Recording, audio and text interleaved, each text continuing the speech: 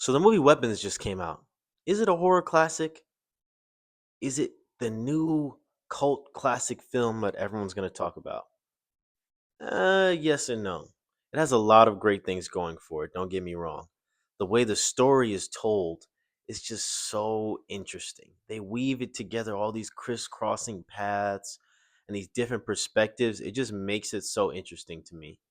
Now, the final payoff was really rewarding, don't get me wrong, but I wish it was a little more scary.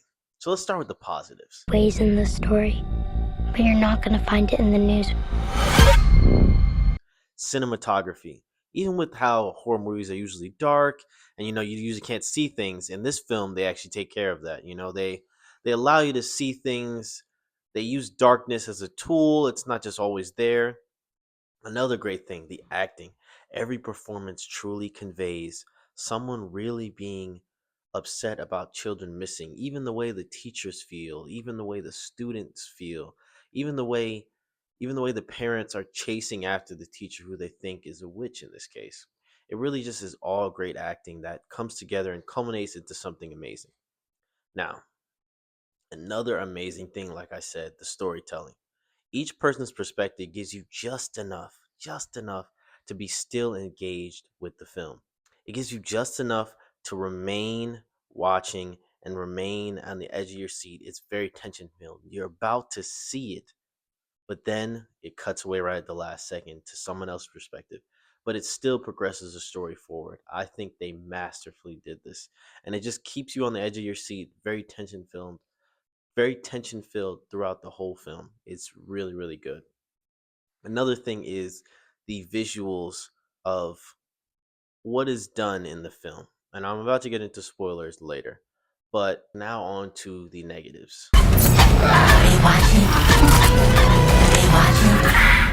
There are not many negatives. This is a really great film.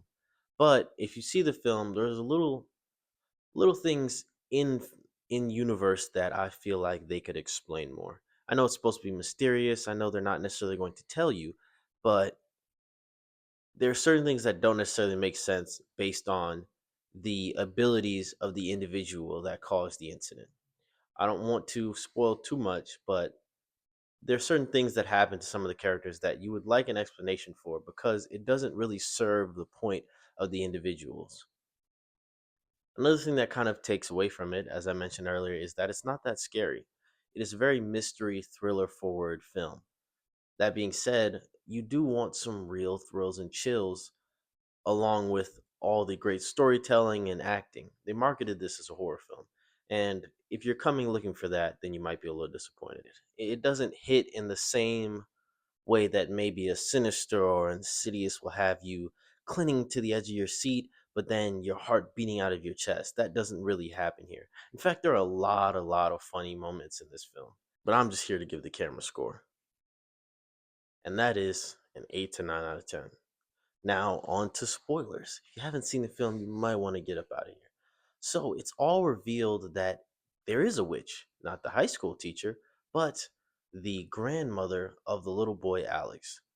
And the way that they carry it out, the way that they basically segment out the story from different perspectives, and the way that they give you the reveal in such an entertaining and fulfilling way is amazing. That being said, though, her powers, they're consistent all the way throughout, except for the dream sequence. Now, why do I mention the dream sequences? Because they kind of give away part of who they should be looking for in her plan. They also don't explain why these specific people have these dream sequences.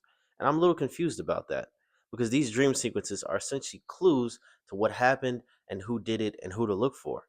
Why would she want them to see these things and how are they related? The teacher is not a direct relative of anyone, but they are her students. So is it because she cares? Is it because she's interacted with Alex? Same thing for the man that the teacher is always with. He gets it, assumedly, because his son Matthew is one that's been taken. That being said, though, why is he getting it?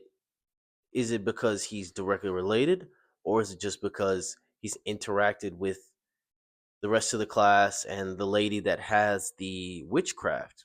They don't really explain that, and it kind of doesn't serve the purpose the point that the film is trying to make. It kind of just feels like it's there to add a dream sequence jump scare, something scary that happens in between the action. I'm not necessarily completely against that, but when it kind of defies the logic of what's going on in the film, it takes away from it a little bit, at least for me. That being said, there aren't really too many negatives with the film, and I love the way they do all the different perspectives from the guy on drugs, going through people's cars, and the way that they interact with the cop Paul, and how that whole story plays out because it closes all the loose ends.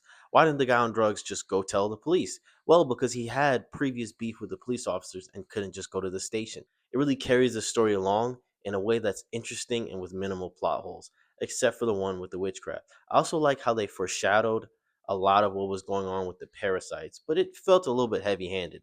Not only are they watching the thing about cordyceps with the ants, they're also learning about parasites in class. And then she gets witch written on her car. It's like, all right, we get it. That's what's kind of going on here. They're trying to convey that she has the kids down there because she's draining them to become immortal. I get that. I wish they would have explained more of the dream sequence as opposed to why she was stealing the kids, because an old lady stealing the souls of people, it's been done before, and that's not what needed explanation. What needed explanation is why they're getting these visions. There's nothing explained in the mythology of her powers and the tree and the using them as weapons that explains why they'd be having these dreams. And that's the only thing that kind of holds it back for me. That being said, I truly recommend going to watch this film in theaters.